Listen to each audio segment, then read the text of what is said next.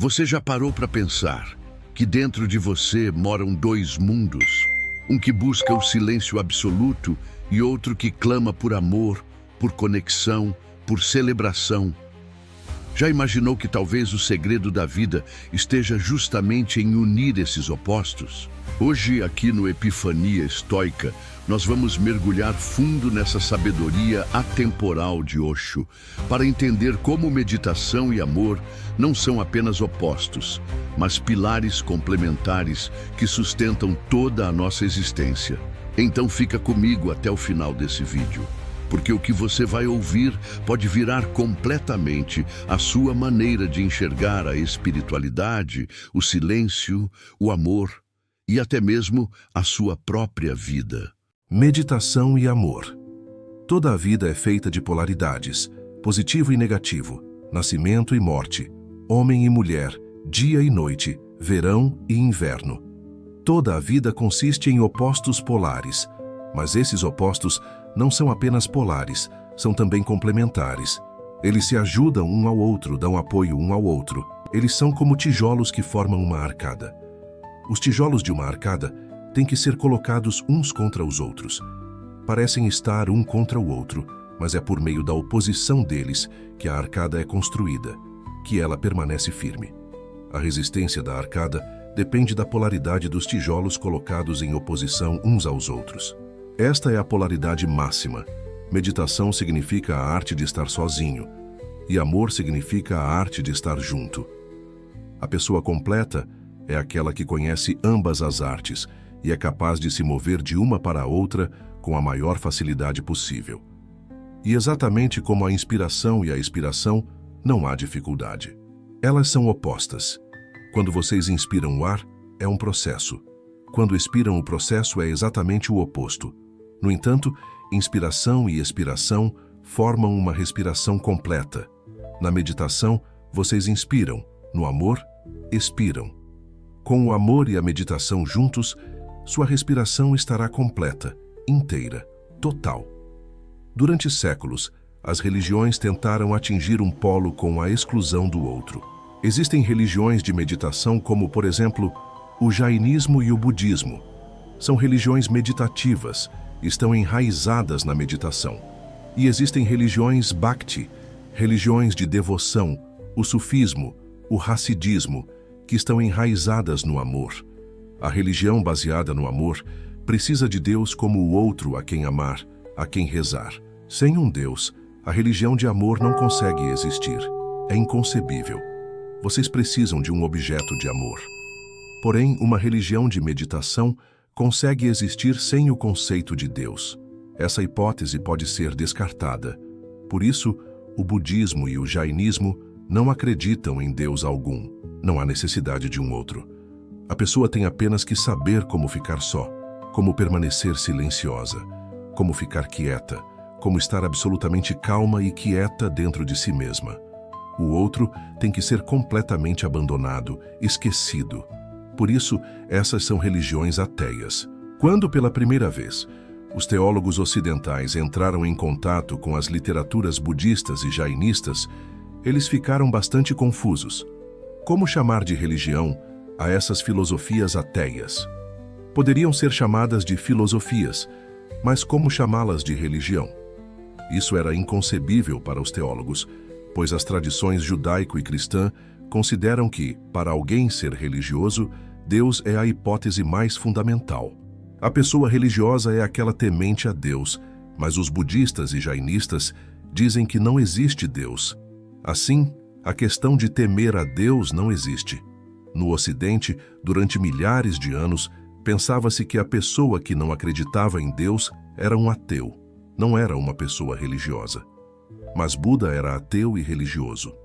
Essa ideia soava muito estranha para os ocidentais, porque eles nem sequer imaginavam que existiam religiões que tinham como base a meditação. E o mesmo é verdadeiro para os seguidores de Buda e Mahavira. Eles riem da tolice das outras religiões que acreditam em Deus, porque essa ideia como um todo é absurda. É apenas fantasia, imaginação, nada mais. É uma projeção. Mas para mim, ambas são ao mesmo tempo verdadeiras. Minha compreensão não está baseada em um único polo. Minha compreensão é fluida. Eu saboreei a verdade de ambos os lados. Eu amei totalmente e meditei totalmente. Esta é a minha experiência, a de que uma pessoa está completa só quando conhece os dois polos. Senão ela é apenas uma metade. Algo fica faltando nela.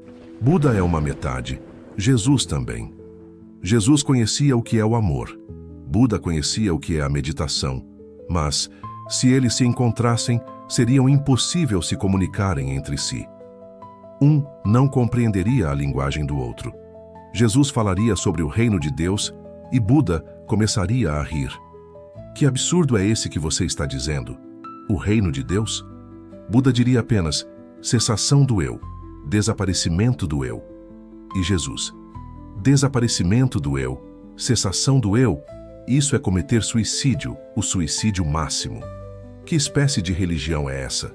Fale do eu supremo. Um não entenderia as palavras do outro. Se alguma vez eles tivessem se encontrado, precisariam de um homem como eu como intérprete. Caso contrário, não haveria comunicação entre eles. Eu teria de interpretar de tal maneira que acabaria sendo infiel a ambos. Jesus falaria em reino de Deus, que eu traduziria por nirvana. Então Buda poderia entender. Buda diria nirvana e para Jesus eu diria reino de Deus. Então ele poderia compreender. Agora a humanidade precisa de uma visão total. Nós já vivemos com visões parciais por muito tempo. Essa foi uma necessidade do passado, mas agora o homem amadureceu. Os meus sannyasins têm de provar que podem meditar e rezar ao mesmo tempo, que podem meditar e amar ao mesmo tempo, que podem estar tão silenciosos quanto possível e que podem celebrar e dançar tanto quanto possível. Seu silêncio tem de se tornar a sua celebração, e sua celebração tem que se tornar o seu silêncio. Eu lhes dei a tarefa mais difícil que já foi dada a um discípulo, porque esse é o encontro dos opostos, e nesse encontro, todos os outros opostos vão se fundir e tornar-se um. Oriente e Ocidente, homem e mulher, matéria e consciência, este mundo e o outro mundo, vida e morte. Todos os opostos vão se encontrar e fundir-se por meio desse encontro, pois essa é a polaridade máxima. Ela contém todas as polaridades. Esse encontro criará um novo ser humano, Zorba, o Buda. Esse é o nome que eu dou ao novo homem. E cada um dos meus sannyasins precisa fazer todos os esforços possíveis para se transformar nessa liquidez, nesse fluxo, de modo que os dois polos façam parte deles. Assim vocês terão sentido o gosto da totalidade. E conhecer a totalidade é o único meio para se conhecer o que é o sagrado. Não há outro meio. Osho, Autobiografia de um Místico, espiritualmente incorreto.